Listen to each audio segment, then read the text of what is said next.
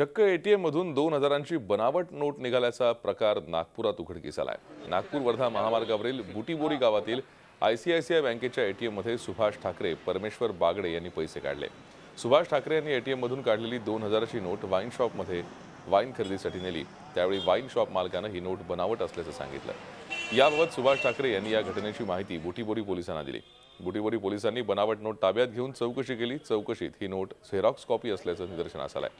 यानंतर पोलिसांनी घटनेची नोंद घेऊन बँकेला याबाबत माहिती दिली आहे। सीसीटीव्हीच्या आधारे पोलीस या प्रकरणाचा तपास करतायत। वाईन शॉपवाल्यांनी सांगितली की बनावटी नोट आहे म्हणून। त्यानंतर पोलीस वगैरे आले तिथे। त्यानंतर मग तिथं काही न झालं, मग आम्ही इथं कंप्लेंट करण्याकरता आलो। आयसीआयसीआय बँक बुटीबोरी इथून एटीएम मधून दोघांनी 2,000 रुपये काढले। त्यापैकी परमेश्वर बागडे यांच्याकडची जी नोट होते ते बाजूच्या वाईन शॉपमध्ये ते लिकर विकत घ्यायला गेले होते। तेव्हा ते तिथं त्यांना लक्षात आलं की ही नोट ओरिजिनल नाही आहे, झेरॉक्स नोट आहे ती। मग त्यानंतर ते पोलीस स्टेशनला येऊन त्यांनी आम्हाला माहिती दिली। आम्ही त्यांचा स्टेटमेंट घेतला आणि त्याबाबत पंचनामा करून ती नोट ताब्यात घेतली।